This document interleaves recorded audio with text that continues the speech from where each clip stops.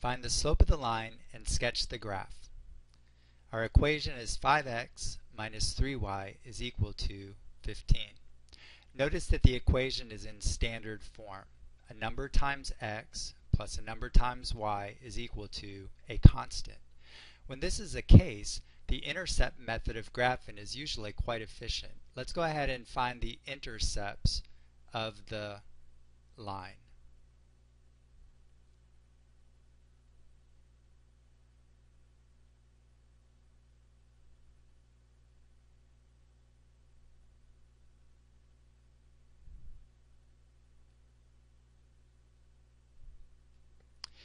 In order to find the x-intercept, we set y equal to 0 and then solve for x.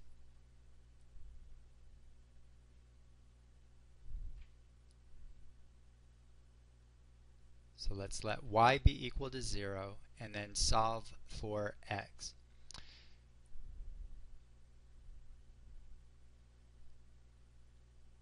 So we'll have 5 times x minus 3 times 0 is equal to 15. 3 times 0 is 0, and taking away 0 from 5x leaves us with 5x. So 5x is equal to 15. Divide both sides by 5, x is equal to 3.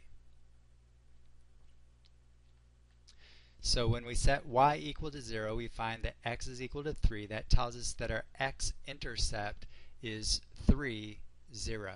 So we go ahead and plot the point 3, 0. That's the x-intercept of the graph. In order to find the y-intercept of a graph, we set x equal to 0, and then we solve for the corresponding value of y. So we'll do that over here. 5 times 0 minus 3 times y is equal to 15. Well, 5 times 0 is 0, and if we take away 3y from 0, we get minus 3y. So minus 3y is equal to 15. Divide both sides by negative 3, y is equal to negative 5. So when x is equal to 0, the corresponding y value is negative 5. In other words, the y-intercept of our graph is the point 0, negative 5. Well, now that we've got 2 points that satisfy the equation, we can go ahead and draw the line that passes through those.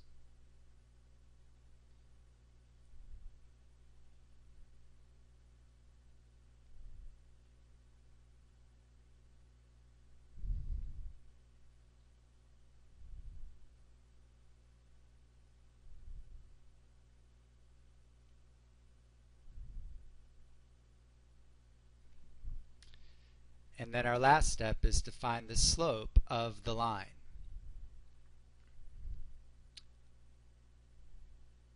So let's recall what slope is.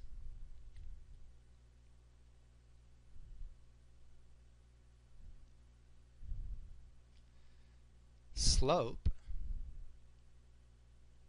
is equal to rise over run.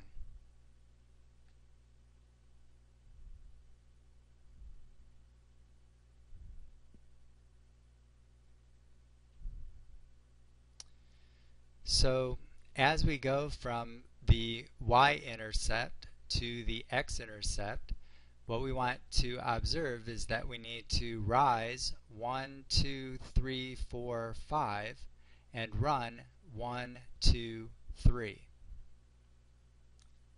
So the slope is equal to the rise of 5 divided by the run of 3. The slope is equal to rise over run 5 over 3. Now an alternative way to get the slope is to rewrite the equation in slope-intercept form. Some people prefer that method, so let me illustrate that one real quickly. If we were to isolate and get y by itself, our first step would be to subtract 5x from both sides, and we would get minus 3y is equal to minus 5x plus 15.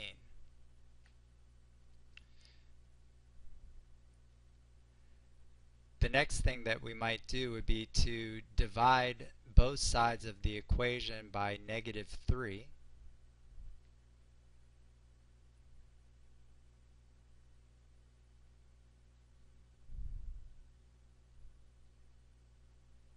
And on the left side we would get y is equal to, on the right hand side we have to distribute negative 3 into each term.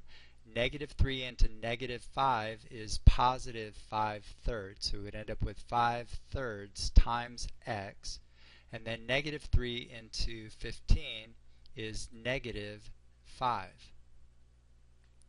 Now notice that our equation is now in slope-intercept form. The slope of the line is 5/3,